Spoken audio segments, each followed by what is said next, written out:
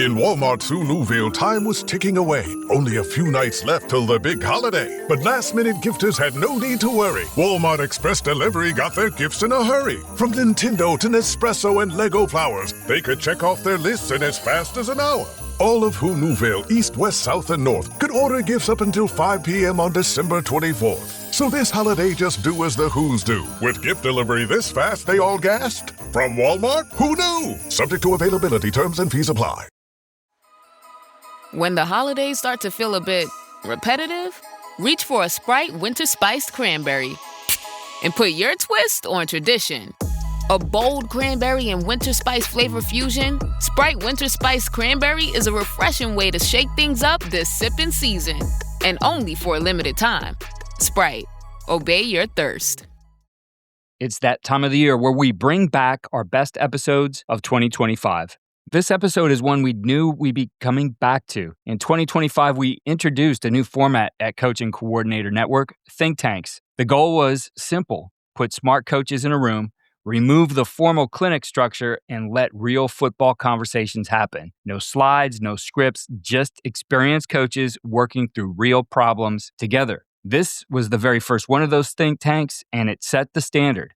In this conversation, Dub Maddox, Josh Herring, and Dan Gonzalez dive into offensive structure, teaching progressions, protection answers, and how to build systems that players can actually execute under pressure. The discussion moves from staff onboarding and terminology to passing game design, defensive trends, and how to innovate without losing your offensive identity. What makes this episode special isn't a single concept, it's the thinking. This is coaches openly sharing how they solve problems, teach efficiently, and keep the guardrails on so their system stays teachable and repeatable. Our Think Tank series was presented in 2025 by Modern Football Technology. If you weren't using in-game analytics during the 2025 season, you're going to want to get that in place going into next year. So make sure you talk to Modern Football and get set up for 2026. The link is in the show notes. Before we get into this Think Tank episode, we want to let you know this conversation now has a Coach and Coordinator AI companion. It's designed to help coaches think through offensive structure, teaching, protection, and communication using only the ideas discussed in this think tank. It's not a playbook or scheme generator. It's a thinking partner to help you clarify and teach the offense you already run. You'll find access linked in the show notes. Let's get into the episode. Welcome to the first episode of our brand new series, The Think Tank, presented by Modern Football Technology.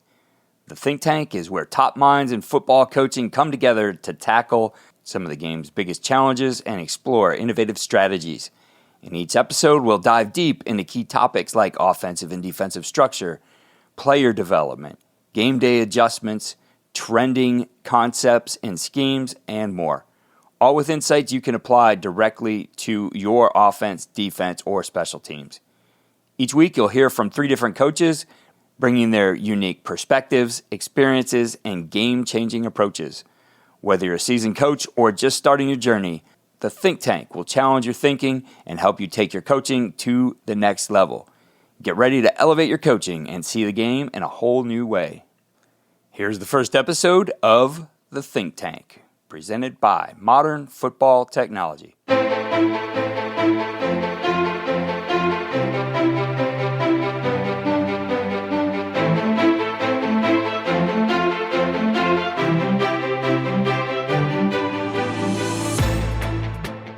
I like having answers in the terms of both man and zone, 1 high, 2 high, but also having multiple quick breakers. If we see something on film or we see a new combination or motion, it's like if we don't have the ability to a term for that or a structure for that, that's the things we work on in the off season. Bill Walsh, The Score Takes Care of Itself. I mean, you guys, that book is incredible, but he says, teaching to find your leadership in that. We're here for our first Think Tank presented by Modern Football Technology. This is something I've been planning, looking forward to, and I'm really excited about the first 3 coaches I've pulled together here for this. The 3 guys who, over the years, I've talked a lot of ball with, done a lot of things with these guys on the content side too. Josh and Dub obviously host a series for us, so we're going to have to get Dan involved in that too. We're really excited. We're going to talk about creating the structure of your offense today with in mind keeping the idea that we want to build something that is very easy for our players to learn, but yet at the same time, we don't oversimplify it, that we don't have the flexibility and the tools we need as offensive coordinators. So real quick, I'll introduce each guest here. I think you know all of them, but Dub Maddox, who longtime Tulsa, Oklahoma high school coach, 6-time state champion, does an excellent job with his R4 system. Josh Herring, quarterback coach at Lassiter High School, just a great football mind. He hosts the passing lab for us. And Josh, I met Josh years ago actually through our other guest, Dan Gonzalez.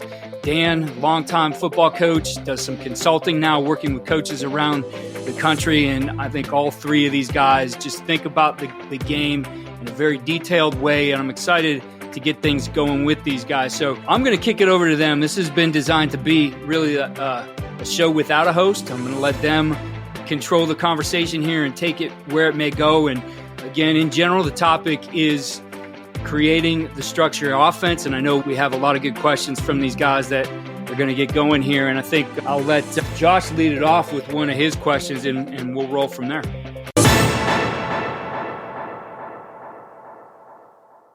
This episode of The Think Tank is brought to you by our partner, Modern Football Technology. Trusted by elite programs like Sarah High School, Union High School, St. John Bosco, and Bishop Gorman, Modern Football Technology gives you real-time insights on opponent tendencies and self-scouting, saving you 8 to 10 hours of film breakdown every week. With air-free analytics and instant data integration, you'll gain a play-calling edge all game long. Visit teammofo.com to schedule your demo today and see how Modern Football Technology delivers real-time tendencies and real-time results. So we got a lot of things we want to talk about, I'm sure, and it's probably going to go all over the place. But like one of the first things kind of I want to look at, like, so when you get Dub, you've been at your place for a while. Dan, you at different places you've coached, you've been there and you have staff continuity and those guys kind of get on the same page. When you have a new guy come on staff, so you guys have a pretty defined structure and teaching method and everything. Like, what's your process for, say, a new guy's a new running back coach, new wide receiver coach, whatever, and you got to get him on the same page with you so he speaks the same language? Like, what's the, I guess, methodology or like tactics or techniques that you use to try and get that guy up to speed? Yeah, I think I'll go ahead and jump in first and kick it off to Dan. But for me, this is something I haven't done a good enough job in the past. And what I started doing a couple years ago was started to create, basically install teaching modules and basically using NFL film, college film. And then after being at one place long enough and doing this a while and building the system over the years, you have a pretty good database of teach tape. And so I think it's important to compile that, organize it, and not handing over a playbook per se, but downloading those modules, 5-10 minute lessons into Huddle and being able to share that out with coaches and even players has been huge for me. I think I got one a couple years ago from Andrew Coverdale, and he was sharing some stuff with me. And I said, man, this is a great idea. And it was a game changer for us. The staff just loves it. We can share it with our freshman guys and give them kind of a watered down version. I think another thing that we did that was really good, going through just a bunch of defensive playbooks. Alabama somewhere has it circulate, and they have basically a freshman playbook. And Josh, you're shaking your head. I think you've probably seen that, right? And going through that, it's something they give to their freshmen. It's just kind of their basic terminology and just foundational front coverage rules for things. And I was like, man, this is really good. And so we kind of created a manual like that for our incoming freshmen. And just with our base terminology and just basic football concepts that they need to know. And that's been really two things that have really simple, but have helped us accelerate just that learning curve. Yeah, we did the freshman packet thing too. Man, it's amazing. And you can hand that to a new coach and say, listen, like, dude, I'm not trying to insult you. We're not like, but this is, you can't coach here if you don't know this basic stuff. This is what the rising eighth graders learn. And it's great. I mean, it's a great conversation starter for both those. And we got it from the same place. It was Alabama. And I think we saw it in a Georgia one or something maybe as well. And we were like, all right, we're going to try that. It was really good. I agree. That's kind of the basis of couple of the high schools that I've been at, helping and creating installs for freshmen through Huddle and things like that. And then even with players, having installs recorded. So some of my clients now, they have a folder with all of our install videos for 5 or 6 years worth. And without having them broken out, lets you pick the ones that here are the base ones, and you can just click them and create a playlist for them. I agree. That's an invaluable tool.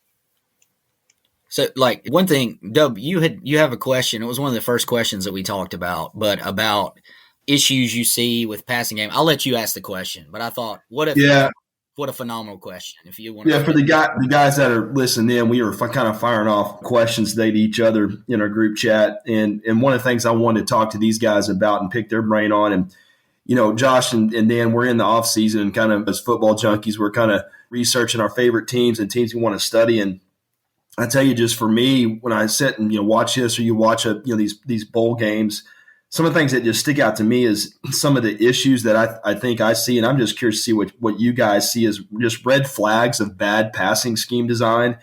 And then what are some things that you guys are seeing as you watch these films? And obviously we study the good ones. I think it's important for coaches to identify what are some of the things that we may need to be aware of that we're not, that are in scheme design, focused more on passing game for this talk, but just that maybe stand out as being not too quarterback friendly or just structurally just not sound. Is there anything that stands out that are patterns that you guys see in some of these offenses that maybe could be helped out by using a better format? Dan, I'll let you start. I'll let you go. Okay, sure. So I've had the luxury of having the whole year to just watch and collect things, and it's really interesting that was your question that you sent to us, Dub.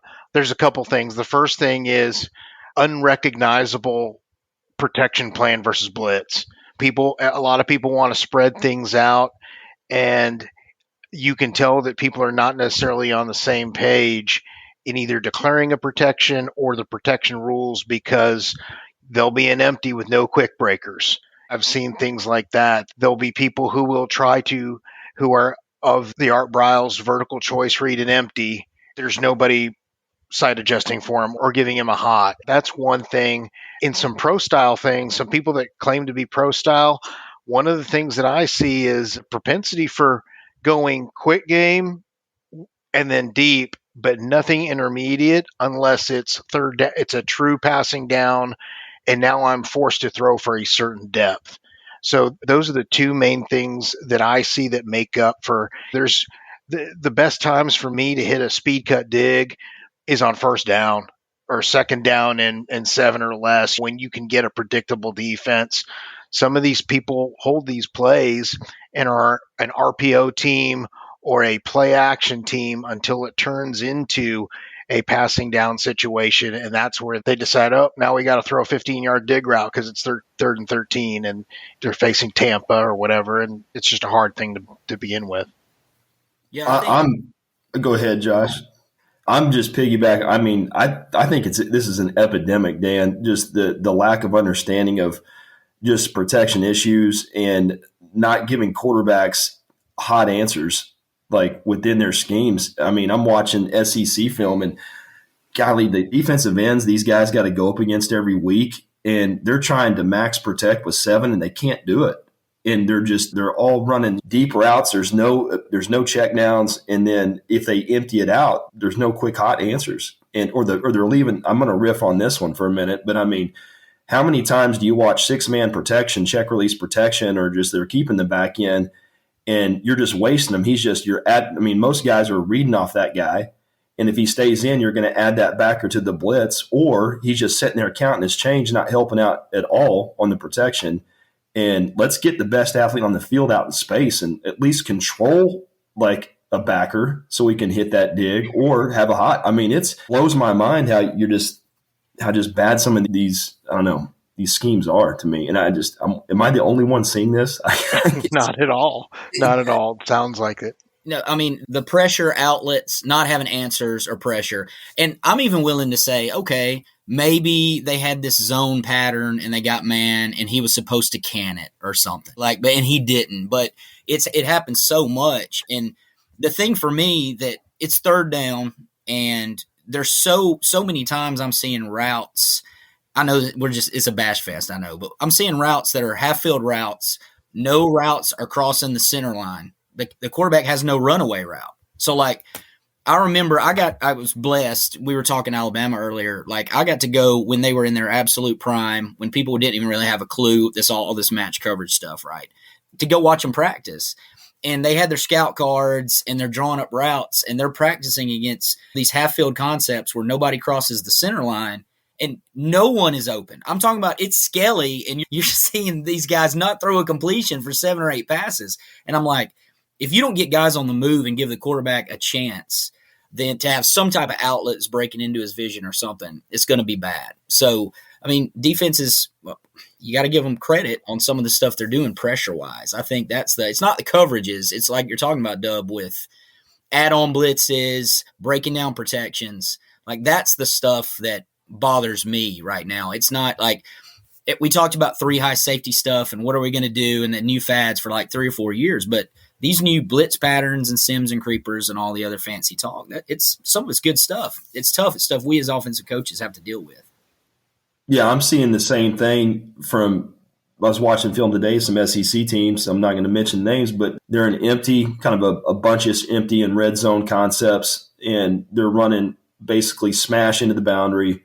Quarterbacks dropping back, looking at that, and they're running snag to the field with the 3 other guys in bunch. And the snag concept's already – so he's looking for the smash. Their triangle coverage, they've got it capped out. And then he resets back to snag, and all the routes have developed, and he gets stuck and just gets hammered for a 5-yard loss it's a 4-man rush. And it's like, what are we doing here? I mean, do we understand how vision and route breaks all time up? And we got to help these guys out better from our scheme structure, in my opinion.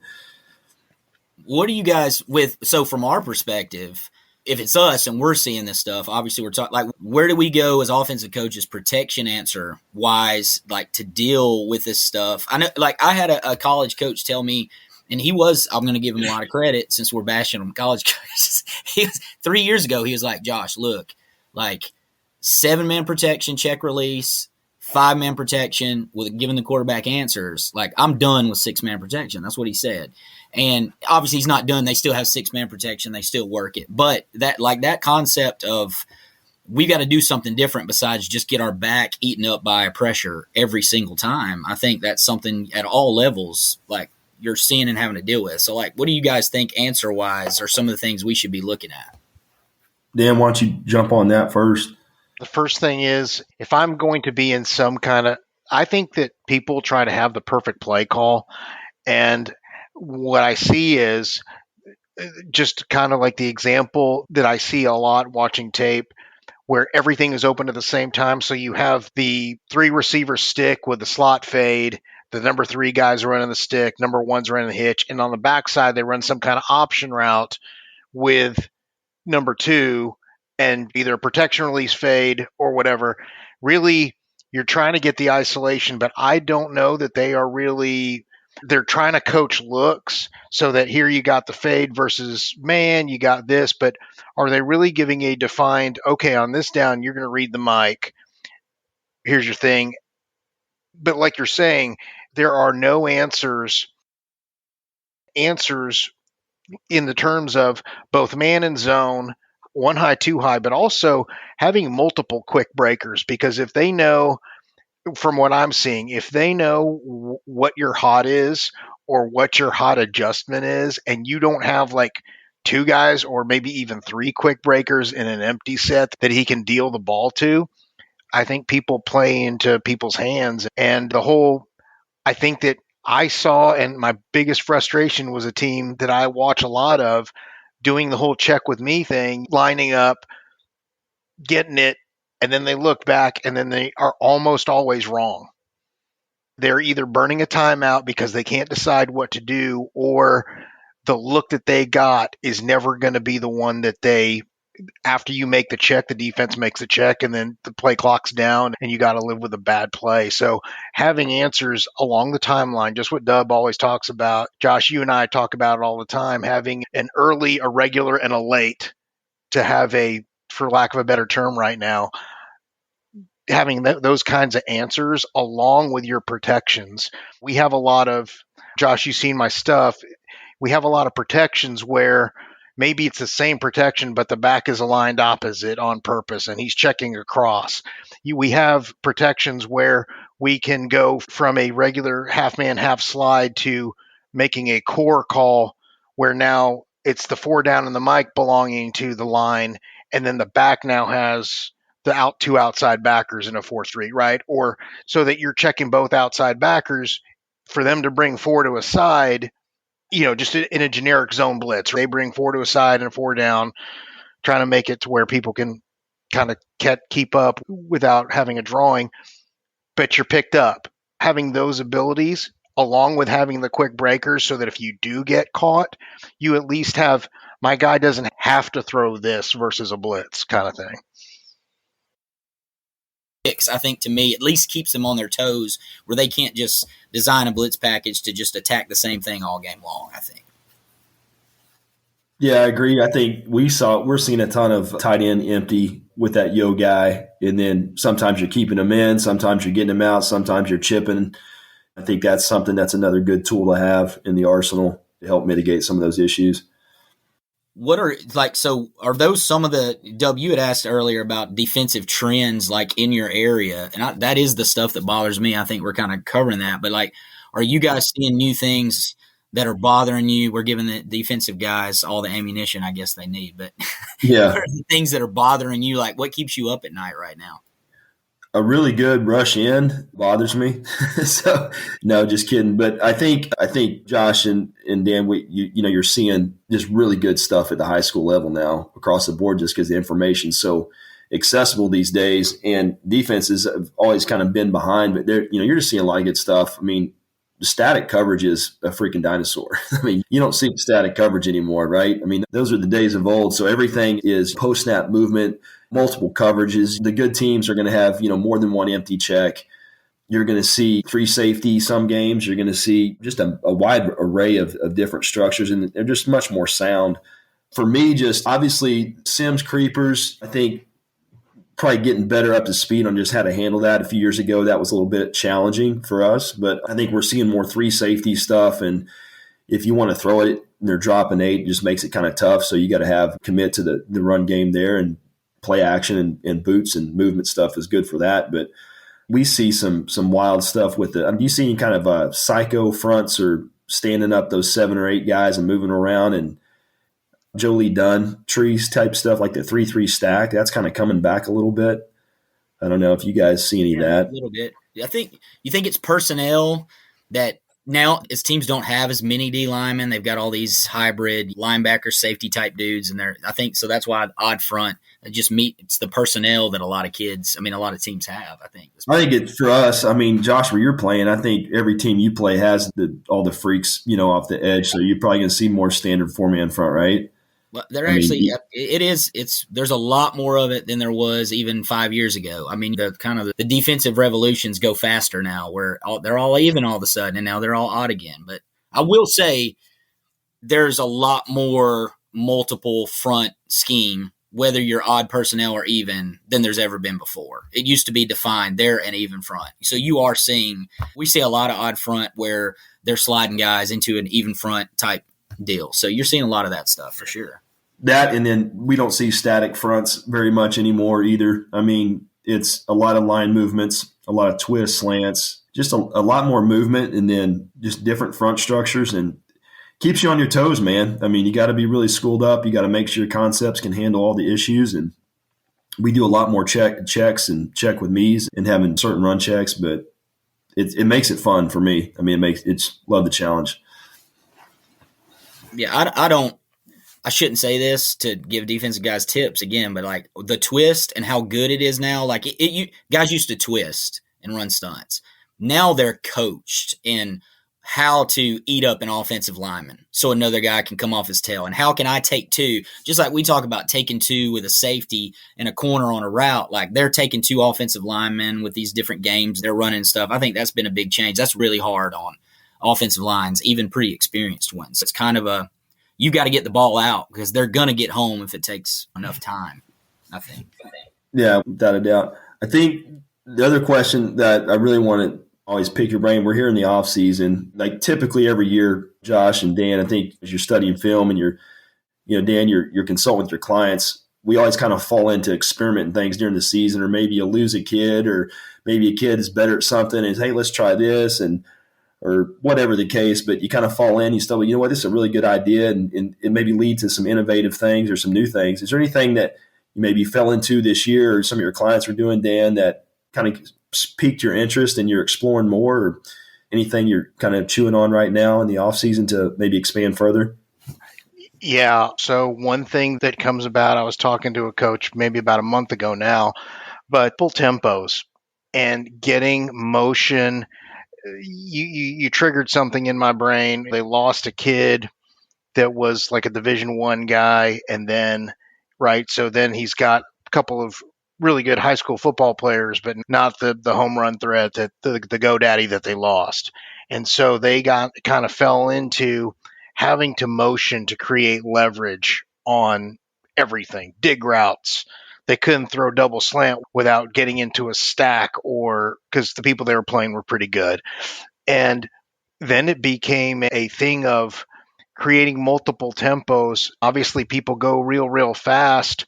One thing that they felt was that if you put the communication burden back on the defense, because a long time ago, you drew something up against the eye and then you covered all the motion rules, or at least the defense did, right? Then it was 2x2, when you were one back going from doubles to trips. But people rarely motion a guy all the way across the ball anymore, and they certainly don't do it twice. Motion a guy set up in some really good college teams, and obviously in the NFL they do, and you see the problems with creating gap soundness, and then running simple things like outside zone helps with it. But those kinds of things, falling into different motion schemes and then combining them with double movements, but being able to do them, giving it a one-word name, for example, like an enormously long play call, even in a short, they just call it Echo or Echo 2 or whatever. And then they have no problems getting the play in. And then they've got multiple movement packages along with creating leverages. I think those are things that can help you. Defensive guys are always going to be like, if you can run the ball for 5 yards or 6 yards a carry on them, and you'll start seeing more predictable things. It's an all out passing down when they know they can stand people around and move them around, that they're able to do that. But those are two things, the tempo and the movements, to create all the leverages, that the main things I've been looking at. Josh, what about you? Well, so one of the things, I can't clinic on this because I don't know the answer. I'm working on it. One of the things I'm interested in, you guys know how prevalent now in the NFL, and it's really grown into college, exit motions and these fast motions that are 100 miles an hour at the snap. And, 2 years ago, Andrew Coverdale was like, hey, this is going to be the next thing. So I'm looking at that, and you're seeing sometimes people will bust and you get easy stuff, and it's really about getting releases. But I'm looking at, okay, how can you make sure that you're getting what the defense is giving you, what they're giving you when you're in this motion? Is there a way to read it? How can you incorporate, giving the receiver the choice to do something, depending on the defensive reaction? So, and there's some stuff I've looked at and some things I've talked to guys about, but I think right now it's kind of all on the quarterback of, hey, we're motioning this guy. You just got to process it and read it out. But is there a way you could help him and define it and make it simpler? I think is something. And then I'm looking at, and this is something that you guys are really good at, both of you, but with outlet structures, all three of us have always had different things to have defined. This is how we get to the backside. This is how we create a high-low, that sort of thing. But what are outlet structures with all the things we've been talking about, where we pretty much have, let's say, 3 guys in the outlet structure built in, where we're going to get something we know is always there against man, and the quarterback has the answer. And we've got things that are going to flood zones. So what kind of got me into the non-traditional one was, you guys, I know you've seen this, but a lot of the NFL teams are going, they're in 4x1 stuff. And you'll see there's an over route, there's somebody on a shallow, and then there's a back to the 3-man side where you're basically getting 4 strong.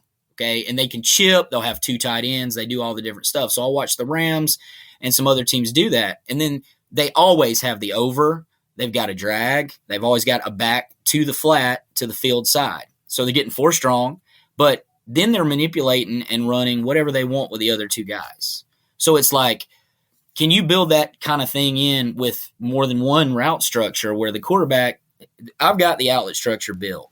Now, to beat coverage, I can call whatever I want with those other 2 guys and play games. I hope this makes sense since we're not on the board. No, it makes sense because this is the rabbit hole I went down this season. And so it's crazy it's funny how we all kind of fall into the same things.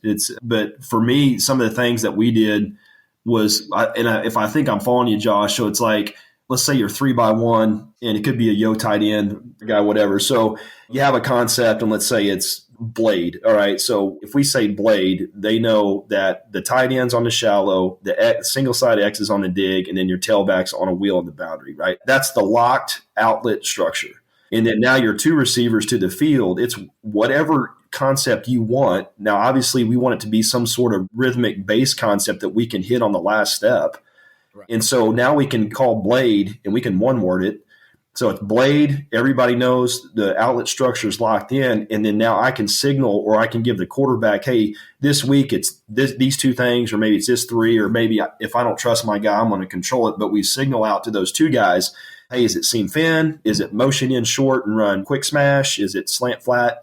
And so you can rhythm that side or even delete it altogether, and you can go right to your outlet structure, your high-low with a tailback on a wheel.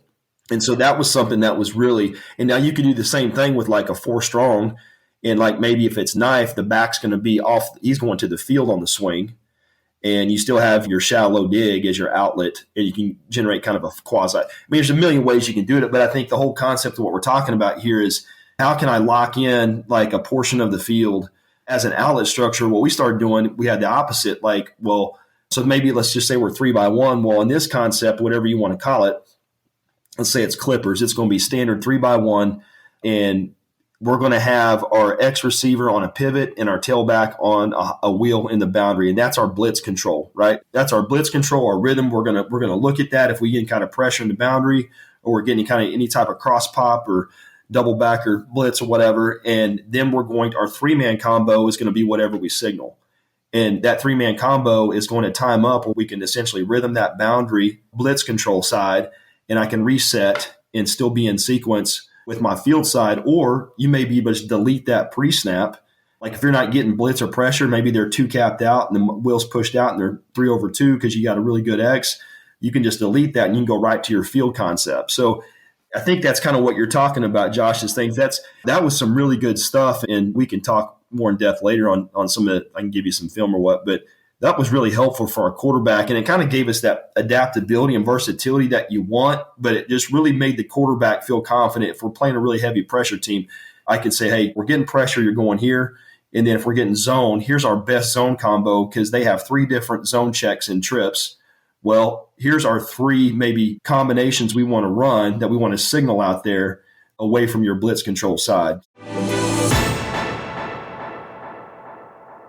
This episode is presented by Modern Football Technology. Modern Football helps staffs capture, organize, and use in-game data in real time without adding work on Friday night. From play calling tendencies and efficiency tracking to situational analytics, it gives you information you can actually use during the game, not just after it's over. If you weren't using in-game analytics during the 2025 season, that's something you'll want to change going into next year. The best staffs are using data to support decisions, confirm tendencies, and adjust faster. If you want to coach with more clarity on game day, make sure you talk to Modern Football and get set up for the 2026 season.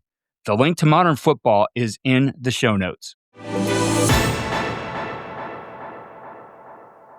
Yeah, that's really good. I mean, Dan, that's one of the things you taught me a long time ago is don't just have a way to tag up your single guy and have him isolated where he can get doubled capped. Well, let's get that guy in the slot. He's number 2 to the field, and now we have all these options with him. And now with all the split field stuff, now he's on a nickel, and you're getting clean releases because of the other stuff. So it's building in those structures. That's really good stuff so that you can isolate those guys that you want or get the route that you want.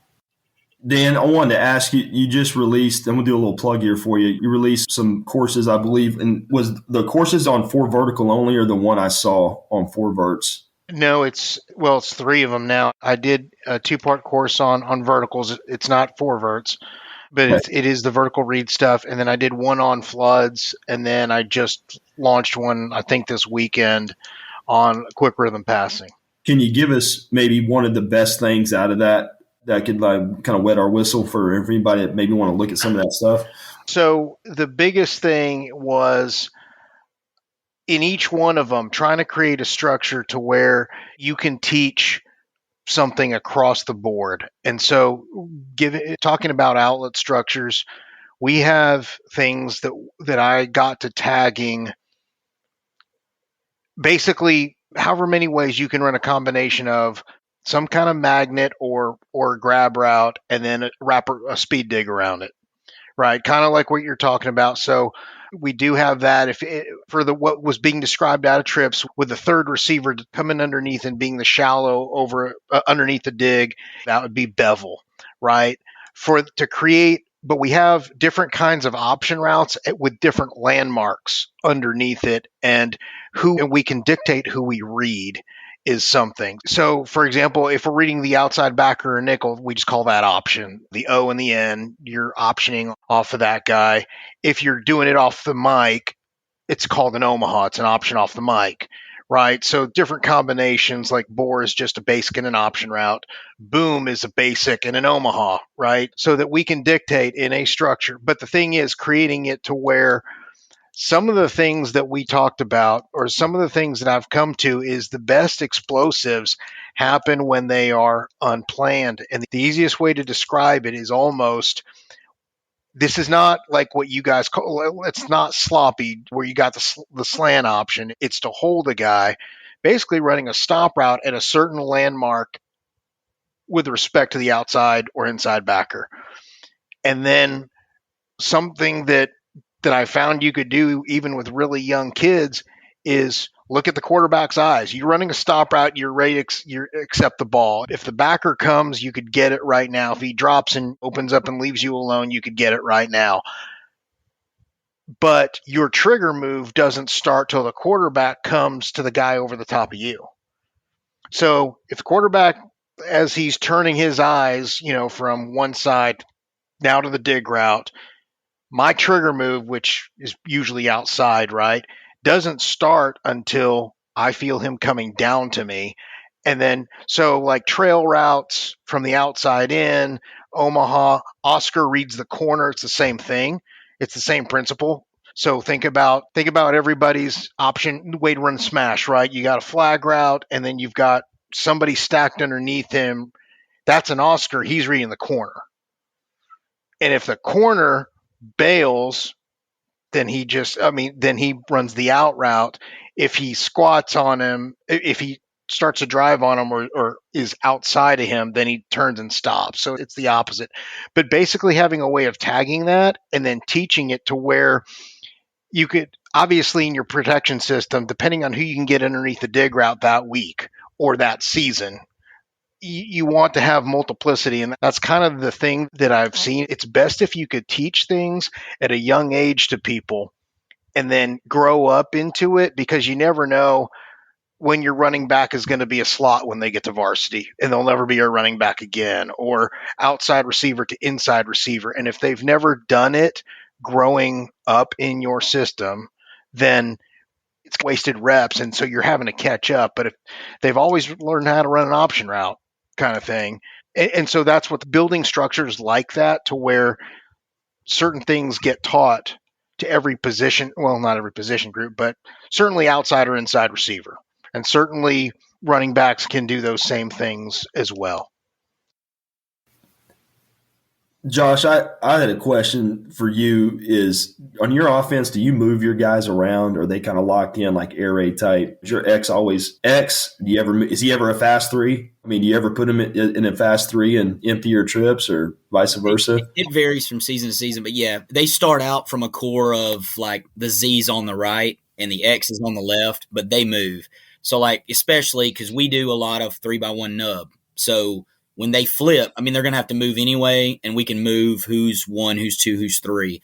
But so it sort of starts from the air raid. This is your side. But where I kind of got away from that, the air raid model years ago, is it became so we could cross train just because of the kids we had, like X and Z, it's the same position.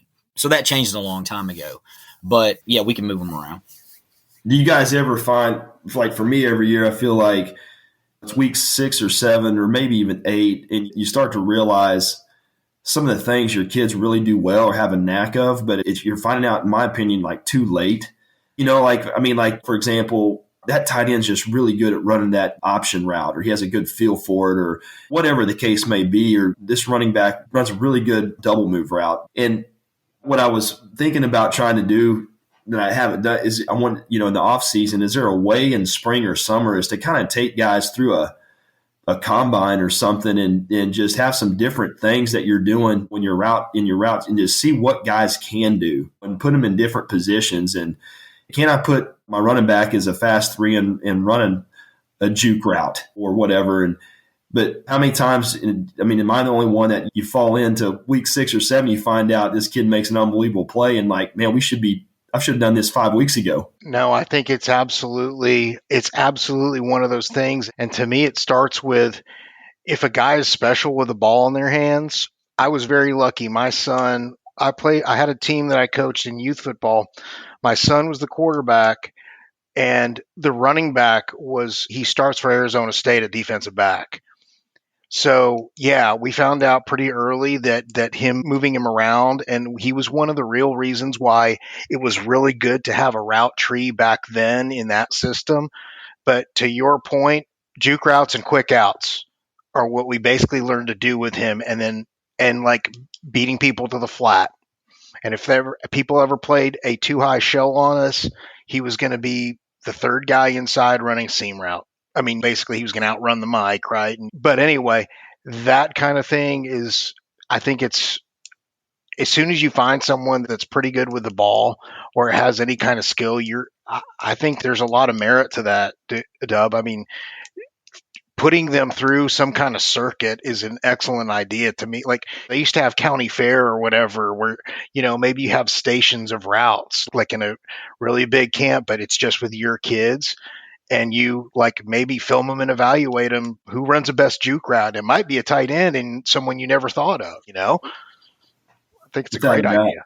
Yeah, without a doubt. I kick myself every year. And we had a tight end a few years ago, and it didn't matter. We started putting him in the backfield, just handing it off to him, and he just had a knack for getting 6-7 yards. They just bounce off, and he wasn't a D1 kid, but it was just, I wish I would have figured that out 7 weeks ago. Well, that kind of stuff helps you find, like, they can do stuff with the ball, but they are not a traditional X receiver, and they're never going to be. And if you've got them, like our job as coaches is to put these kids in the best position to succeed and find the spot where they need to be. And you find guys where that's a jet sweep guy. He can do that. No, he's never going to run a great dig route. It's going to be terrible. And he's not going to take coaching well on some other thing that you want to put him in a box and do. But can you find stuff for those tweener guys? I think it's a big deal. We had a guy we found to just teaching him a route tree was not going to happen. But if you could put him in the backfield and motion him out, like motion him outside of kind of a reduced split number one, you could throw that kid a fast screen. If the linebacker went with him, you could throw him a go ball, and you could do stuff with him and hand him the ball off. And if he could do those 3 things, you have a package for him, and it doesn't have to disrupt your base offense. You know what I mean? Where like now you're getting a kid that needs touches without you getting pissed off because he won't fit in your box, but you also don't screw up the rest of the offense just to get that kid touches. When you do your end of the season breakdown, do you find yourself, like for me, every last go in the season breakdown, you're like your most efficient pass play, whatever it is, and you ran it like 13 times all year or 15 times? How do you keep yourself confined of not, stretching out too far? I think one of our questions we were talking about is how do you know how much you want to add, and how do you keep the guardrails on from not getting off the road and making sure the kids can execute what you're doing? Do you have any kind of metrics or anything you're looking at there to stay in the lanes and not venture off too much? Dan, I'll let you go first on this one. One of the big things I did over the last year was look at that. And For a passing team, I think it's really hard to have more than 4 core runs and probably 10 passes. I'm talking passes, period. Like, so if you're going to run drive out of 10 and 11, that's 2, right? So I kind of built basically our install grid. I think I might have showed you when we talked. I took a picture of it, Dub, this summer, of like asking you about numbers, and that's what I was kind of working on with that. Basically, to answer your question, I think that people, myself included, was the biggest is people installing too much. Now, ideas can be the same because I think when you're, especially if you're new at a place or you get new players, you got to put in what you can put in to see what you can do. But the real challenge is getting down to a number that you can practice. If you can't practice things left and right, I mean, when I was in college, I remember we'd have 65 passes in the game plan. And I remember going like a minute at a time. I mean, we didn't practice everything, is what I'm saying. And then stuff would get called. One time we lost to our rival on 4th down. We called a play that had never been run in pads before, that kind of thing. And so I think that however it gets structured, something has to come out. And and even the smallest details, you got to be able to kind of work backwards from how much time are you going to give yourselves in group and team to really work a surface of something and then work backwards from there. But like looking at those, you made me think about it a long time ago, Dub, and you did too, Josh, of just about how many times are you really down in the red zone? How many times are you really in 3rd and 3? And people carry way too many 3rd and 3s instead of carrying over maybe a formation tweak or maybe a shift to disguise something, because you're really not going to need. In nowadays, if you go to overtime, you're going to need a bunch of 2-point plays. So you might need some tight red zone stuff. But like, I think that those kinds of, that's what I've been working on a lot. And it's coming down with that finite number. But for sure in the run and the answers, and a lot of guys won't like this, if you're going to have a run and then 2 answers for it, and you're going to have 4 of those, that's 12 spots.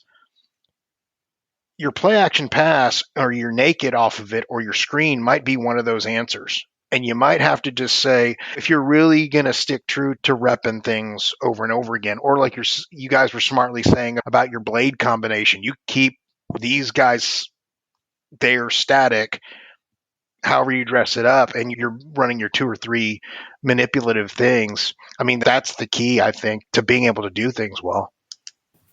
Yeah, I think this is like a 4-hour discussion. I mean, this is what coaching is, right? Is us talking about this. But like for me, you were talking about guardrails. One of the lucky things about me kind of coming up when I first started coaching an air raid system, and we don't use the numbers. We don't do 90, 91, 92, but I still think that way in that mode a little bit where I'm like 90s were shallows. Well, that's like drives or whatever. So for me, even may not even tell the other coaches, but like for me, I'm mapping things out. I've got this concept list of where we're at is like, okay, when we get out of the bounds of where we were air raid concept wise, we do a lot of stuff that's not air raid or whatever, but like it keeps me sort of within that defined box. But I will say, like, you have to have answers for the people on your schedule for what you know they're going to do front and coverage wise. I just think I can't believe the amount of guys that I talk to, and they'll ask me that question about how much do I need. And I'm like, well, what different coverages do you see in your region?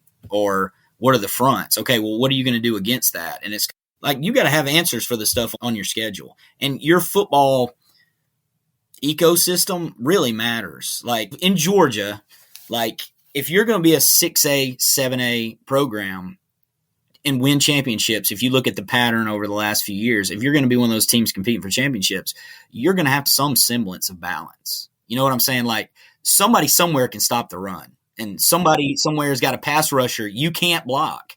So you got to kind of be able to do that, but you can get at the lower levels and you can live in extremes, and like your program may not be in a position where you're not competing for state championships. And in order to give your kids a chance, you may have to be a little more extreme run pass or what you're doing. I think for me, and you guys attack this and tear it up, I've always just felt like if you're really good or you're really bad, you can be really, really simple. It's kind of the middle where everybody's fighting for every advantage that they can get. You've got to kind of figure out, okay, how can I push the envelope and do the Einstein thing of like be as simple as you can without being too simple, or whatever that quote is. I mean, I think there's something to that. No, that's a really good quote that I haven't thought of in that manner before, but it's so true. I think one of the things that I battle with is trying to do too much, and then you lose your identity. And we were playing a game in the office the other day, and I think about the Bobby Peters books. All his books, they have like that core play that they were known for that year on the front page, right? And I'm thinking, like, if I go back to the best offenses years that we've had, like, there's going to be one play in that year that, I mean, that was our best play, and all of our counters worked off that, and that was the one that put fear in the defensive coordinator's heart the most. That's the struggle for me is you lose that sometimes. And so I think just kind of, my inner self-reflection from this last season is I want to make sure that at the end of the season I have what's the one, I mean, because like we played a game, like New England Patriots, what do you think? You're like, well, it's Hoss wide juke, right? I mean, it's like, and so we would call out the best offenses, right? And one coach would just nail it. Miami Dolphins, well, it's the RPO vert switch, right? And so every great offense has that one play that someone in our staff room could just nail out as their identity. And I thought that was a pretty good reminder for us that we were just kind of working through. Like, I think you guys, like when I think of you guys have core identities, you have a system, and it can carry over from year to year. Like, and it's defined and it's got answers, but like, how do you, with the stuff we're talking about, how do you continue to innovate and try and have an edge without losing your identity? Like, how do you maintain as much as you can? This is who we are from year to year, but we also have to sprinkle in and not just be offense of the week. I think guys listening out there, it would stun all of us if we knew how many people change their offense every single year. I mean, like, that is a common thing. So, like, how do you stay who you are, but still you're looking for the thing that's going to help your kids be successful the next year? It's a challenge in high school because your personnel changes so much year to year. I mean, in my opinion, it's some years we're going to be more 12 personnel based because we got two really good tight ends. That's rare, but that's my preference to have athletic tight ends that we can flex out. And in other years, you may have a quarterback that can only do so much. So I think in high school, you really got to be able – your playbook is big, have a big library to choose from, but you know how to really ID. And that's why kind of going back to what we talked about earlier of, okay, who do we got? What can they do? Who do we have to beat? Who's the top three teams in our district or region that we have to beat? What do they run? Okay, what concepts do we need? And I mean, Dan can jump on that, but lesson I learned a few years ago, and I heard a really wise coach, I can't remember, is at a clinic, say this, but he was like, every year is different. He goes, like, for example, last year, jet sweep was our thing. I mean, it's jet sweep and everything works off that. And then what I learned was, well, the next year it might be just throwing the quick out to my fast guy to the field. I mean, so I think IDing kind of that as fast as you can and having enough scheme knowledge and experience to build everything else around it. And I think that's what Dan has with his system, and he's way better with his terms and how his word association than I am. But that's what we've tried to do with ours over the years is just you have enough inventory and know how to protect everything. It's just really kind of deciding, okay, well, what do you have and what can you do? And then how do you protect it? Yeah, Dan, for those of you guys that are not familiar with Dan's system, Dan, I think I've always felt like I'm pretty good at acronyms. Dan might be the greatest acronym creator in the United States of America. Not just football, he is the greatest there's ever been at creating acronyms. Dan could give ChatGPT a run for their money. He could, no doubt. That's Paris High School, Paris, Texas. That's who I attribute it to, Miss Pope in freshman English. I think that the challenge for me is, okay, not driving myself crazy, being able to structure everything, which is why I've had to tear things down twice and reboot terminology, which is something I've always been hyper sensitive to the running back knowing what to do in the passing game because they've got a lot to handle protection wise. Obviously in the running game and growing up, that's not going to be a thing of priority, probably is putting a route tree in for the running back. But The challenge is being able to name everything that you see, because it drives me nuts not to have that, have a structure for it to where, okay, just like as Dub would put, this is where your rhythm starts. Like, I have to be able to tell the quarterback on any play, this is what your thought process is going to be. And then, but the whole thing, like I was saying just a little bit ago, is if I had to distill this and I was going to take 10 passes with 3 more that maybe are banked plays, so maybe I've practiced them all year and I'm pretty good. I've carried them through game plans. They're basic things that we can run without much of anything. So basically 13 total plays. What would they be? Because the challenge for me is I'm much better at deciding here's the top 4 runs than I am saying pick the top 10 pass plays. Same. Mm-hmm. And the challenge is that's the challenge for me, is making myself, if you could only do this. And the only thing I can come up with is, if you watch people over weeks, then maybe the thing that you like, you can set up. It's an iteration, 2 or 3 weeks down the road. Maybe you can put it in or get it in, get close to it. But I think that's the biggest thing. But having a structure for everything that's like my pet peeve. I think Dan has an advantage, Josh, because he's not caught up in the high school hamster wheel that we're in. And so it's like we've got a window of like 4 months, right, to look at what we want to add or change, or do we need terminology tweaks? And then we're right back in the rat race. And he's had to, like you said, to do like 2 total reboots. And Dan and I were talking this summer. I was like, dude, I'm so jealous. He was showing me all his like word association, everything matches up. And I was like, man, I'd really like to have just a few more months than 4 or 5 to kind of reboot everything, because I think it's critical to have that time. Yeah, it is. The last 2 years of my son's career, when I was just watching him, that was when I kind of could step away from everything and just take notes down. It was like 2 years of notes. And then you finally say, okay, I can put it all together. But I think you're both hitting on the language is that, I mean, like, you can adapt from year to year with the kids and the talents that you have without having to do something crazy if your system has the language to be able to do that. I mean, the toolbox that you just talked about, I think that's so important. You can't run that stuff in a year. But to have the ability to adapt and say, this is what we're going to do, we've done this before, it doesn't freak people out if you have to game plan. Like, that is helpful from year to year, so you don't have to reteach your kids all the terminology.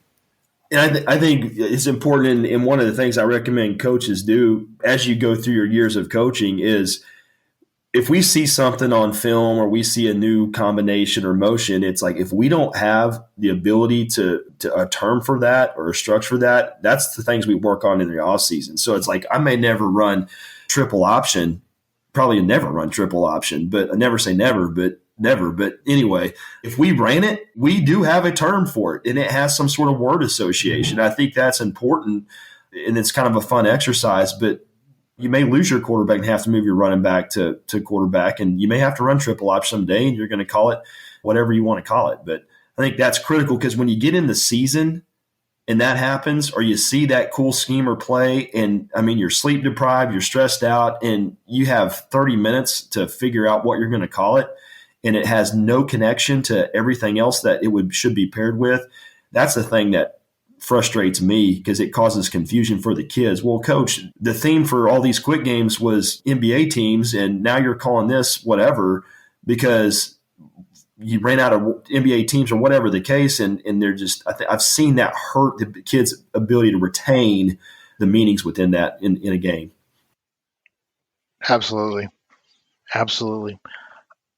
I also think, Dub, I've learned a lot from you about talking about common language. You'd be happy to know I was in some pretty high-level business meetings in my day job today, and common language is a theme. I mean, across companies that are trying to make, literally billion-dollar companies are trying to find a way to communicate common language from the CEO down to the desk level. And it's a very real thing. And if you're able to attain it, it gives you infinite power over those that don't. I mean, it was like, this is a conversation that I had at about 4:00 Eastern time today. And I was like, man, I've heard that before. So Those are things from your books and your work. Those are things that always they pop up and they're real.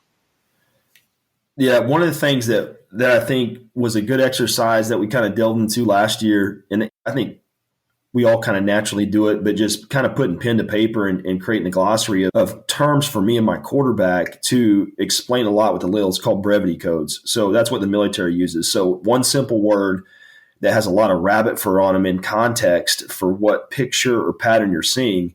And it's really critical in the post-snap sub-second world of quarterback decision-making. And so we kind of just, would take like, okay, here's a Sam, nickel, or apex linebacker, whatever you want to call him, right? Okay, if I say buzz, he's buzzing. What does that mean? Man, that's a fast movement on the snap to the flat. He is not pattern matching. He is just straight. And so we developed kind of a language. Hey, did he trigger? Yeah, what does that mean? Well, that means he fast reaction to a bubble, whatever the case. I mean, and so creating kind of a one-word like language for different reactions of defenders was helpful for us. And so I think that's something that I think we all kind of do. We kind of come up with words just on the fly, but had kind of sitting down and creating a glossary of terms for those movements was kind of helpful for us for fast in-game decisions or understanding what the countermeasure should be within the route or the concept. Yeah, that's really good. I mean, like Bill Walsh, The Score Takes Care of Itself. I mean, you guys, that book is incredible, but he says teaching to find your leadership in that. And like the school I'm at right now is a 4.0 gets you 250th in your senior class. All right. You're like, okay, this school was not that type of school. That's all I'm going to say. Okay. And these kids are understanding scheme by doing that kind of stuff. And I was like, dude, that's incredible. I'm going to steal that everywhere I go. But like, do you have teaching strategies like Dub? I thought that was awesome. Just having that language, but things that are making guys that you can be sure they understand. Like, yeah, man, I'm big at, I used to be big classroom, film room, but just with the TikTok mentality, these kids, we got to get out in the field or get in a room and we got to have them stand up. I'm big on walkthroughs. Josh, in the podcast that you and I are doing, it seems that's like the common thing I'm hearing with NFL guys is just how important those walkthroughs are. And so what we started doing a few years ago is we would go out in the field and we would do what we call mini fields. So I would take the field and basically put cones down the middle, right, and create like two, in their minds, this is two full fields. And so if we're on, let's say with the first offense would be on the left hash, okay? If we're on the left hash, okay, in the mini field, you're actually on the right hash. And the numbers on a high school field would be the left hash. Okay, so I don't know if it's hard to visualize this, maybe just talking through it, but the left sideline's the sideline. The numbers would be the left hash. Between the numbers and the left hash is the middle of the field, and then the left hash is actually the right hash, and then the cone splitting the field down the middle would be the right sideline. Okay, so I don't know if you can picture that, right? And so then you have another field with the same. So because in this mini field concept, I needed those landmarks based on splits and just having them understand where the field is, the boundary is. I needed those landmarks to kind of still hold true. And so it allowed us to get our first huddle, our second huddle, and even a JV huddle down the other end. And we could just take the running backs coach would take the JV huddle. I would take the first huddle, receiver coach take the second huddle. And hey, here's our opening script for the week, right? Or here's our third downs. Here's our whatever it is. And we can go through before practice and just call the play. And they're condensed because the biggest deal for me is like when we're trying to do walkthroughs and it's the full field, you're having to yell and everybody's spaced out. And it didn't feel like I had their attention as much. But when I reduced it to that mini field, the offensive line coach was right there with the line and he could quiz them. Okay, hey, what are you doing here? This is an under front, the over front, what take through your steps. And the quarterback, you do not use a ball. Like if you put a ball, the kids are going to start running full speed. They're going to throw it and they drop it. It's like you take the ball out and you're just jogging through your steps. So the receivers are counting their steps or they're getting their yard depth.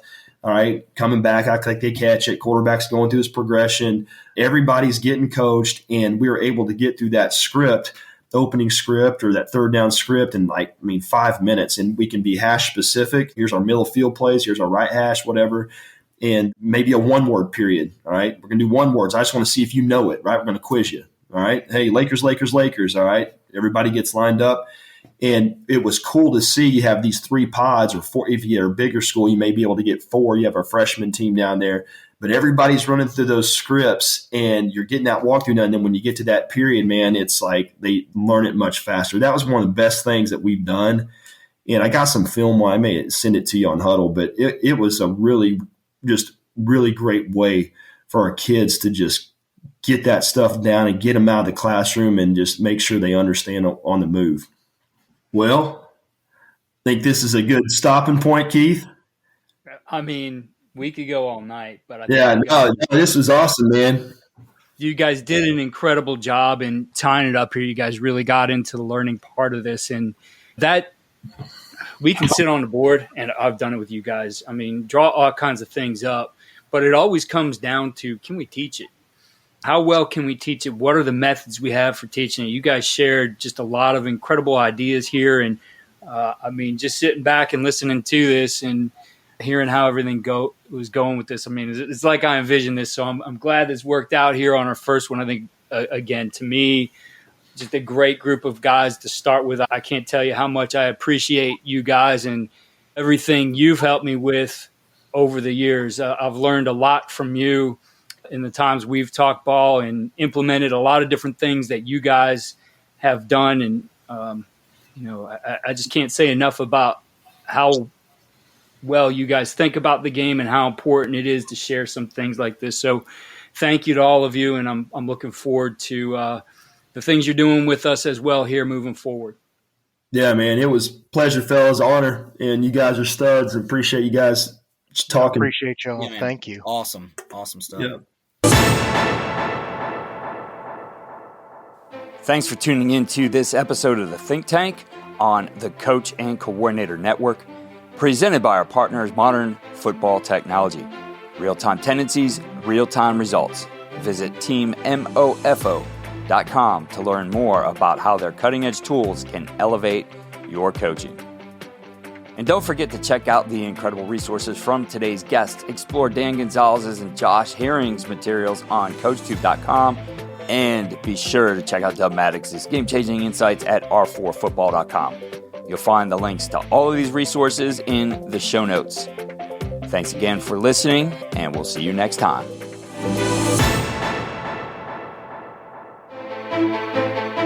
That's going to do it for this Best of 2025 episode. Thanks again to Modern Football Technology for presenting this think tank. If you weren't using in-game analytics during the 2025 season, make sure that it's part of your plan going into 2026. Having clear, usable information on game day helps staffs communicate better and make decisions with confidence. Be sure to talk to Modern Football and get set up for next season. We'll have more think tanks coming in 2026. If this think tank sparked questions about your offensive structure or teaching, be sure to check out the Coaching Coordinator AI Companion tied to this episode. It's built directly from this conversation and helps you reflect, simplify, and improve how you teach your offense. The link is in the show notes.